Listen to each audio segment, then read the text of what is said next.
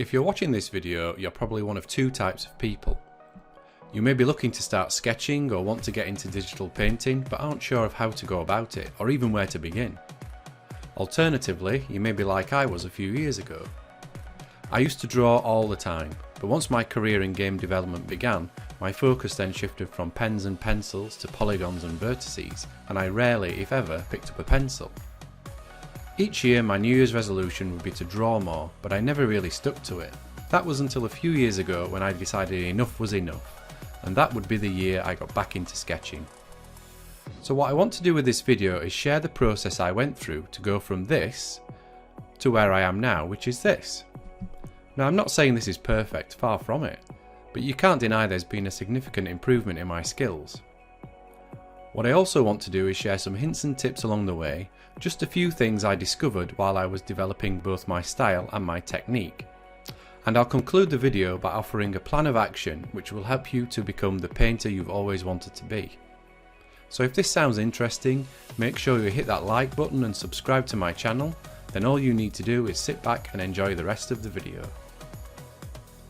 I want to begin by saying that there isn't any quick fix. No matter what people say, you won't find a solution while you will become an amazing artist overnight. What I will say is so long as you have patience, determination and are prepared to put in a little work each day, you will see results over time. One of the major problems I had was that if I sketched something for 10 minutes and it wasn't perfect, I just gave up. Once I realised that good artwork takes time, I stopped getting hung up on the early drawings and instead looked ahead to how it would eventually look. But I'm getting ahead of myself. Let's go all the way back to 2012 when I first, and you will see why I say first, began my journey. So where did I start? Well, I decided that rather than jumping right into trying to create a fully realised illustration, something which would inevitably end with me not being happy and giving up, I would start with the basics and do some gesture drawings. So I set aside an hour a day, which ended up being my lunch hour back then, and did some basic sketches. My thought behind this was that it would get my hand used to holding a pen and drawing again, whilst also improving my observation skills.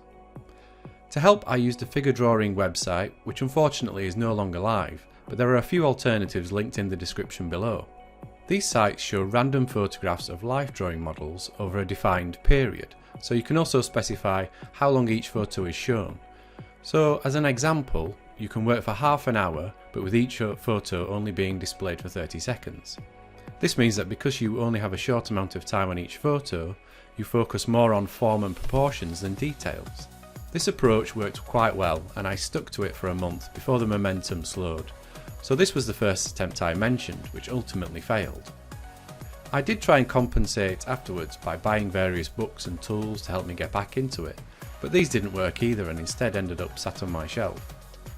What did work was investing in a sketch wallet, which meant while I was out and had some time to spare, I could doodle, which helped me to keep drawing for a time, but it was never consistent. Fast forward to 2016, another year and another resolution, but this time I'm determined to stick to it. I decided that I would sit with a sketch pad in front of me and an iPad to the side and simply draw anything for half an hour a day. The idea being to fill a page a week with a different subject on each page. So one week could be anatomy, the next animals or comic book characters, anything really, just to get me drawing. This worked quite well, and I found that after the first month I was in a nice routine. It was around this time that I made my first big investment and bought an iPad Pro with the Apple Pencil. Even though I had them, I didn't initially switch over to them completely because I wasn't comfortable with the tools, so I kept working on the sketchbook, but also began some face studies on the iPad as well, using Adobe Draw. I worked on 3 pages, the aim being to fill each one just as I had with my sketchbook, and I found over time each page looked better than the previous one, so I decided to move over and focus purely on the iPad. With my confidence growing, I wanted to push myself, so I switched to Procreate and began another page of face studies. This time though, they were in full colour. I continued working on the iPad for a time, focusing more on portraits, just finding interesting photos and trying to replicate them. What I liked about the iPad was that I could take it anywhere with me, but I did get to a stage where I felt I was being held back by it. In 2017 I upgraded my hardware again, this time moving to the Wacom Mobile Studio Pro, which is what I continue to use today.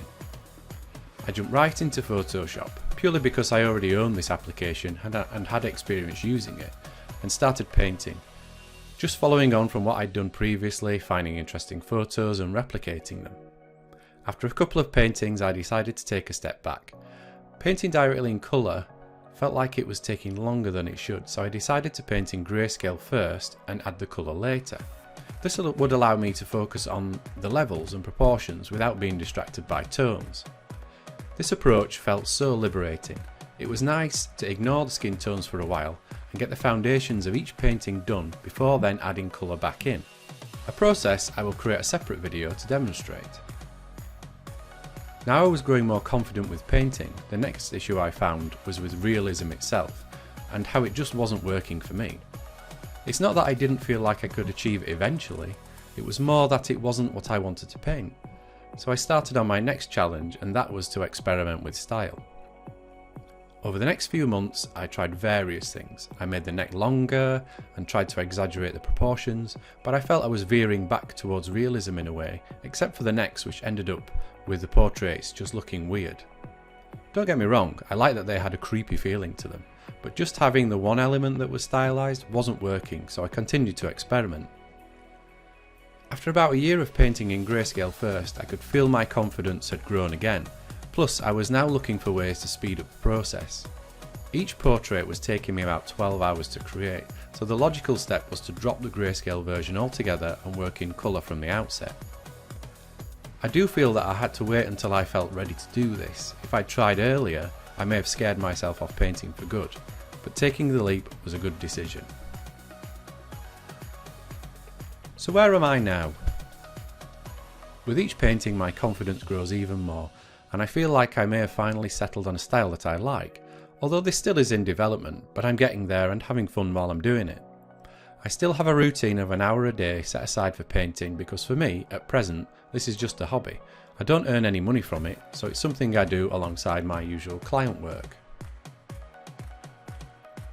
So what have I learned? There are three main things that I realise now that I wish I knew when I started on my journey. Plus, there was a clearer path that I should have taken. Firstly, art takes time.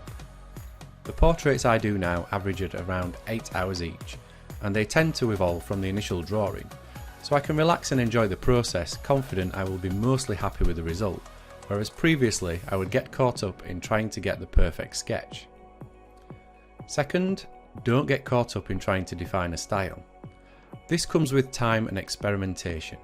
I've tried all sorts of things, some worked, some looked awful, but that's how you find what works for you. Just because other artists have a unique style doesn't mean your life should be dedicated to finding your own. Just have fun. Third, take things slowly. Don't jump right in and try to create a complex masterpiece. This will never work, and it will only end up with you being disheartened. Start small, draw anything you like, and I know everyone says this, but do a little each day and over time your skills and confidence will gradually build up.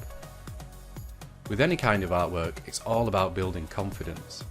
Confidence in your skills, confidence in the tools you use, and also confidence in yourself, knowing that over time you will improve. So what about the process? Well, this is what I would recommend to anyone who wants to start painting. Step 1. Get a sketchbook and start drawing. Set aside half an hour a day and sketch anything. Find a photo online and sketch it. Start up a Pinterest board and add things you find interesting. I would do this for at least a month, but I would suggest a few if you can. Step 2. Move to digital. Now, the device you choose is up to you, but work on something you are comfortable with. Don't rush into working in colour.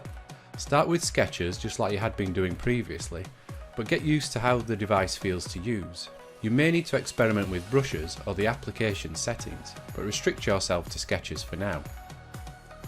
Step 3. Now is the time to move to painting, but keep working in black and white. Do this for as long as you can, but certainly try and do it for a few months.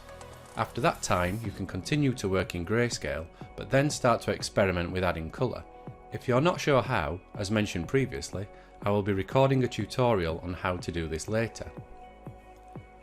Step 4. You should now be confident enough with the tools and your own skills to start working in colour. Again, don't rush ahead, just keep doing what you have been until again you feel confident enough to move to the next stage. Step 5. Now is the time you can start to think about creating your own style, if that's what you want, or you may find that you have already discovered it as you've been working. What I would say is that a style isn't something you should stress about. You will find that over time it will come naturally. Just have fun, experiment and see what works and what doesn't, but most of all, do what's right for you, not what other people tell you to do. My final piece of advice is to start a blog. Now this isn't to show off your work, it's mainly for you to keep track of your own progress.